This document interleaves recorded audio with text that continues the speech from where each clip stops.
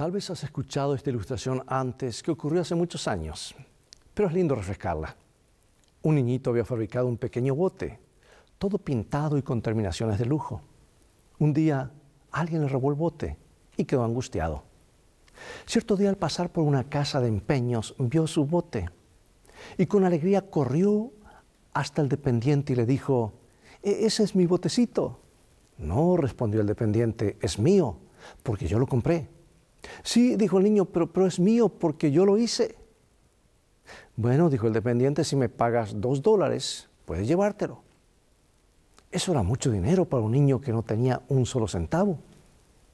Así todo se propuso conseguirlo.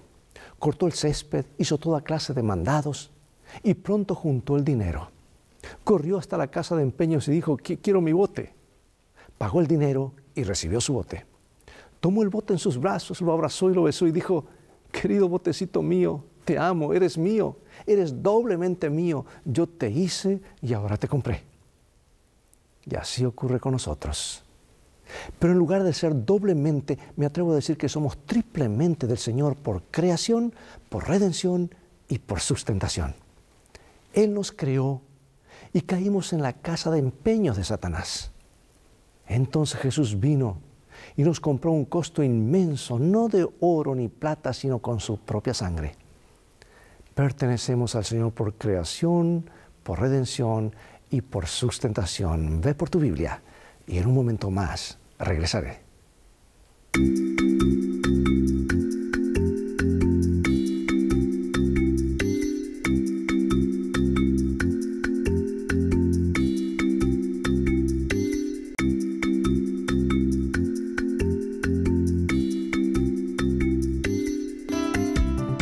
Lecciones de Vida, un estudio semanal de las lecciones de la Escuela Sabática.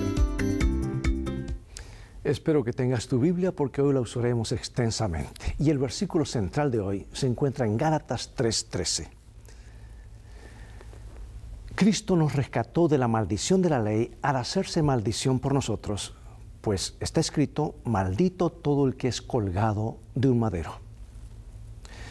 Al comienzo del capítulo, este capítulo que hoy estudiaremos, el apóstol pronuncia una reprensión. Ellos comenzaron bien, pero luego cayeron en el legalismo. Y al leer, haríamos bien en preguntarnos: ¿en qué sentido podríamos estar en peligro nosotros de caer en la misma trampa espiritual, la de empezar bien y luego caer en el legalismo? Gálatas 3, 1 al 5. Oh Gálatas insensatos, ¿quién os fascinó para no obedecer la verdad, a vosotros ante cuyos ojos Jesucristo ya fue presentado claramente de entre vosotros como crucificado? Esto solo quiero saber de vosotros. ¿Recibisteis el Espíritu por las obras de la ley o por el oír con fe? ¿Tan necios sois? Habiendo comenzado por el Espíritu, ¿ahora vais a acabar por la carne? ¿Tantas cosas habéis padecido en vano? Si es que realmente fue en vano, aquel pues que os suministra el Espíritu y hace maravilla entre vosotros, ¿las hace por medio de la ley o por el oír con fe? Varias traducciones modernas han intentado captar el sentido de las palabras de Pablo en el versículo 1 acerca de los Gálatas insensatos. En realidad, la palabra que usa Pablo en griego es aún más fuerte que eso. La palabra anoetoi, y proviene de la palabra para mente, nous. Literalmente significa sin mente, ¿te imaginas? O descerebrado. Los Gálatas, evidentemente, según él, no pensaban. Ahora nota que Pablo no se detiene allí, dice que debido a que están actuando insensatamente, se pregunta si algún mago los habrá hecho un conjuro. ¿Quién los ha hechizado?, les pregunta. Las palabras que usa Pablo aquí hasta pueden sugerir que la fuente real detrás de la condición de los Gálatas era el diablo mismo. Lo que desconcierta a Pablo sobre el hecho de que los Gálatas hayan apostatado del Evangelio es que ellos sabían que la salvación estaba fundamentada en la cruz de Cristo, no en otra cosa. No era algo que se les pudiera haber pasado por alto, no. La palabra traducida como presentado en Gálatas 3:1 significa literalmente empapelado o pintado. Se utiliza para describir toda proclamación pública.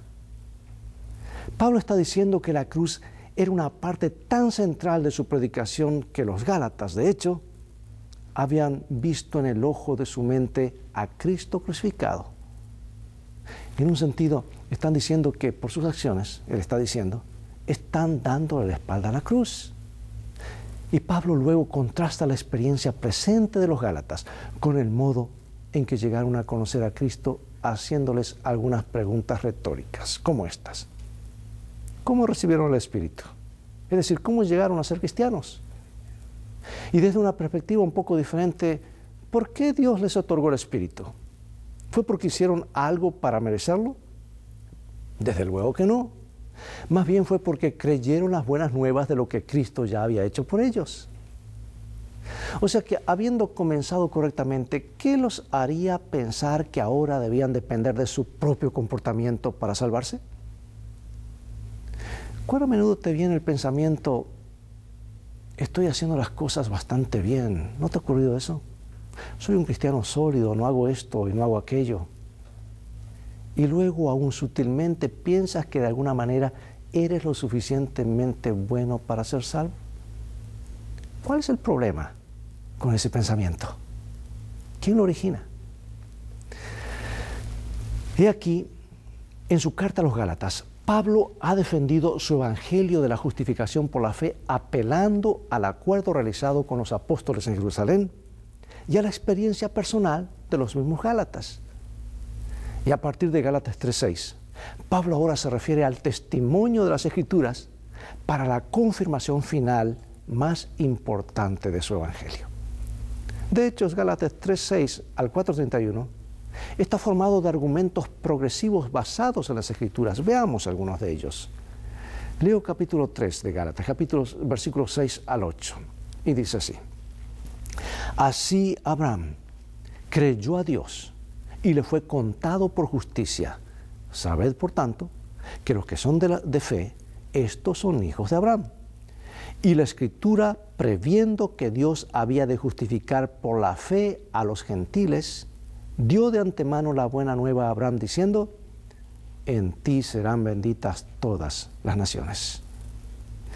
Es importante recordar que cuando Pablo escribió su carta a los Gálatas, no había un Nuevo Testamento. Pablo fue el primer escritor del Nuevo Testamento. El Evangelio de Marcos probablemente sea el más antiguo de los 4 evangelios, pero presumiblemente no fue escrito sino hasta cerca de la muerte de Pablo, el año 65 aproximadamente. Es decir, unos 15 años después de la carta de Pablo a los Gálatas. Por lo tanto, cuando Pablo se refiere a las Escrituras, solamente está pensando en el Antiguo Testamento, el mismo que refirió Jesús. Las Escrituras del Antiguo Testamento juegan un papel importante en las enseñanzas de Pablo. Él no las ve como textos muertos, sino como la palabra viva y autorizada de Dios. En 2 Timoteo 3:16, Pablo dice: toda la Escritura es inspirada por Dios. ¿Y a qué Escritura se refería? Antiguo Testamento. La palabra traducida como inspirada es theopneustos. La primera palabra, theo, significa Dios, mientras que la segunda parte significa respirada. O sea, la Escritura es respirada por Dios. Y Pablo usa la Escritura para demostrar que Jesús es el Mesías prometido, para dar instrucciones sobre la vida cristiana y para probar la validez de sus enseñanzas. Bueno, es difícil determinar exactamente cuántos centenares de veces cita Pablo el Antiguo Testamento. Pero veamos. ¿Por qué piensas que Pablo apela primeramente a Abraham a recurrir a las Escrituras para validar su mensaje evangélico? Dice: así Abraham creyó a Dios y le fue contado por justicia. Escucha esto. Abraham era un personaje central en el judaísmo. No solamente era el padre de la raza judía, sino que los judíos en los tiempos de Jesús también lo venían a él como un prototipo de cómo debería ser un verdadero judío. Muchos no solamente creían que su característica distintiva era la obediencia, sino que Dios había declarado justo a Abraham por causa de esa obediencia. Al fin y al cabo, Abraham había abandonado su patria y su familia, aceptó la circuncisión y hasta estuvo dispuesto a sacrificar a su hijo por mandato de Dios. Eso sí que es obediencia. Y al insistir con la circuncisión, los oponentes de Pablo evidentemente argumentaban en esta misma dirección. Sin embargo, Pablo les vuelve su propio argumento en contra de ellos al apelar a Abraham. 9 veces se lo refiere en Gálatas como un ejemplo de fe en vez de la obediencia a la ley. ¿Qué significa cuando dice que la fe de Abraham le fue contada por justicia? Mientras que la justificación era una metáfora tomada del mundo legal, la palabra contado o considerado es una metáfora extraída del área de los negocios. Puede significar acreditar o colocar algo a cuenta de uno. Y no solamente se usa en Gálatas 3:6 en relación con Abraham, sino que aparece 11 veces más en conexión con el mismo patriarca.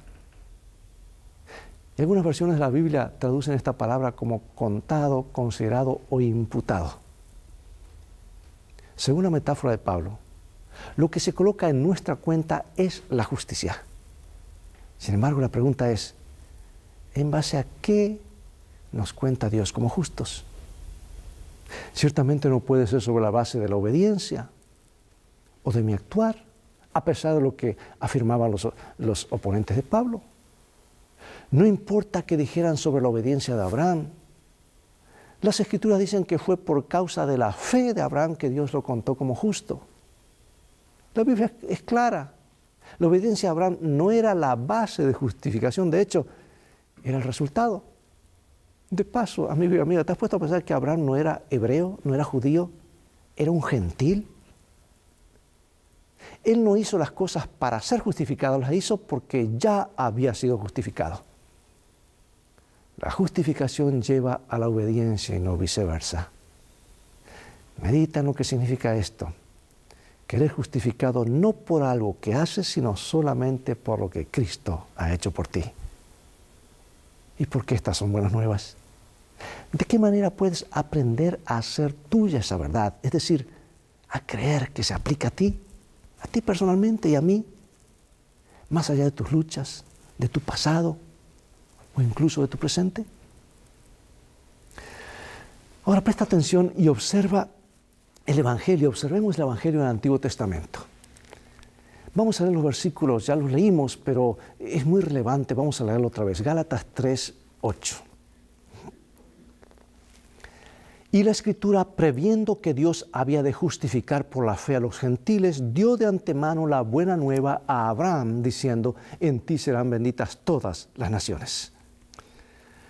Pablo escribe que a Abraham no solo se le predicó el Evangelio, sino que fue Dios quien lo predicó. Por lo tanto, debe haber sido el Evangelio verdadero. Pero ¿cuándo le predicó Dios el Evangelio a Abraham? Y Pablo cita Génesis 12. Indica que tiene en mente el pacto que Dios hizo con Abraham cuando lo llamó. Leamos Génesis 12, del 1 al 3. Pero Jehová había dicho a Abraham, vete de tu tierra y de tu parentela y de la casa de tu padre, y a la tierra que te mostraré, y haré de ti una nación grande, y te bendeciré, y engrandeceré tu nombre, y serás bendición. Bendeciré a los que te bendijeren, y a los que te maldijeren, maldeciré, y serán benditas en ti todas las familias de la tierra. La base del pacto con Abraham se centraba en las promesas que Dios le había hecho. Las promesas de Dios a Abraham son increíbles porque son completamente unilaterales. Dios hace todas las promesas. Abraham no promete nada. Esto es lo contrario del modo en que la mayoría intenta relacionarse con Dios.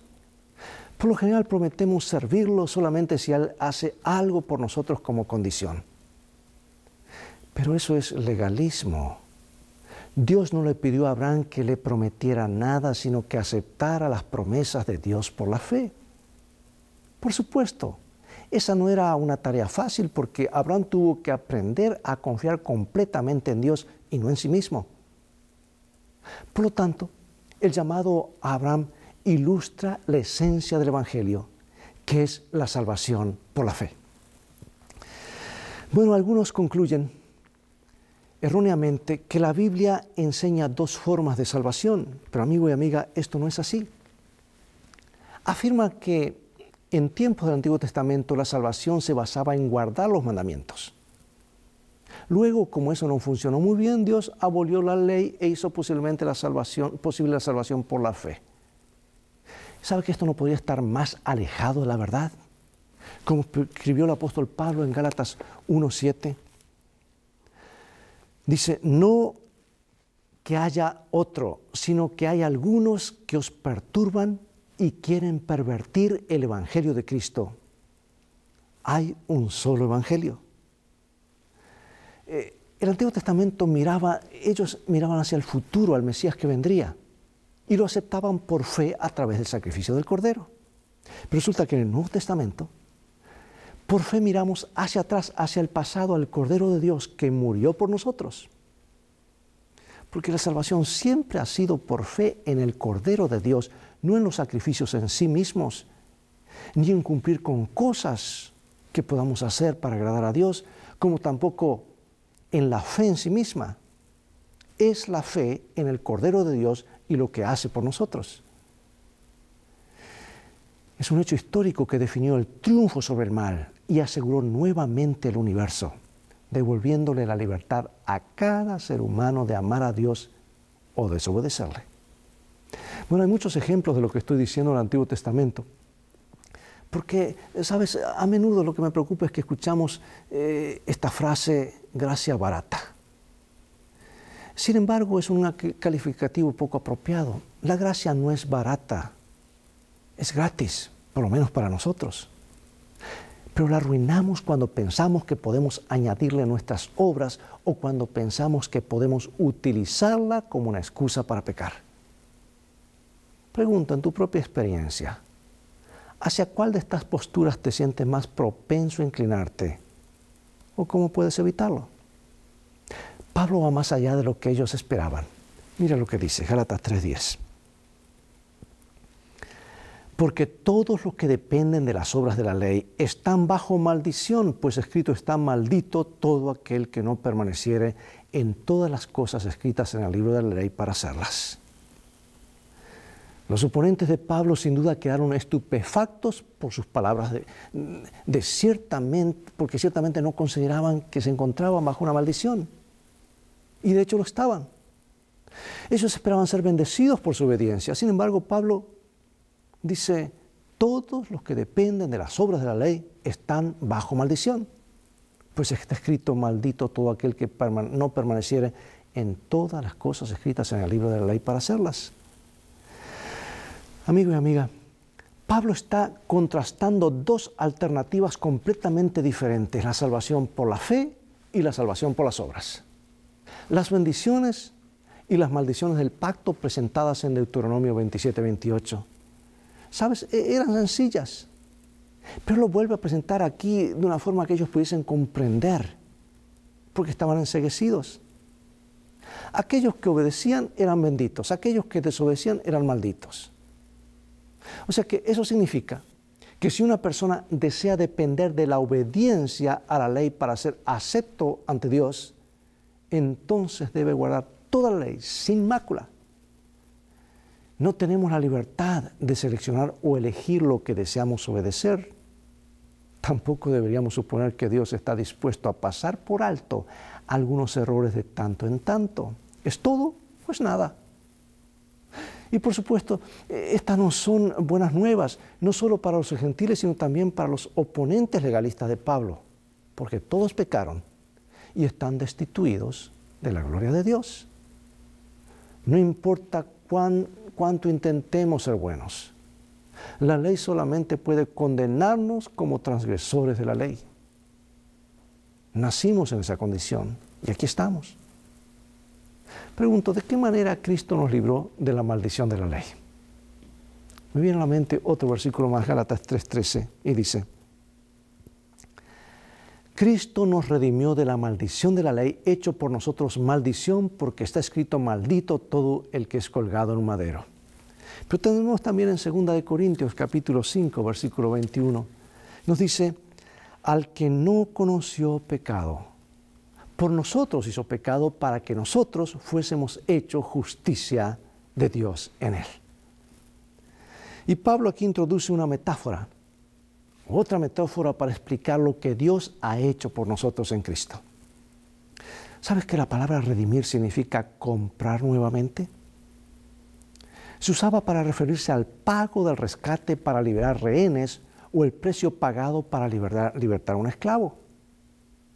Y debido a que la paga del pecado es la muerte, la maldición, por no guardar la ley, a menudo era una sentencia de muerte. El rescate pagado por nuestra salvación no fue insignificante. A Dios le costó la vida de su propio Hijo. Jesús nos rescató de la maldición al cargar con nuestros pecados. Tomó voluntariamente nuestra maldición sobre sí mismo y sufrió en nuestro favor la penalidad completa del pecado. Y Pablo cita Deuteronomio 21 como la prueba bíblica, porque según la costumbre judía, una persona se hallaba bajo la maldición de Dios si, luego de ser ejecutado, el cuerpo era colgado en un árbol.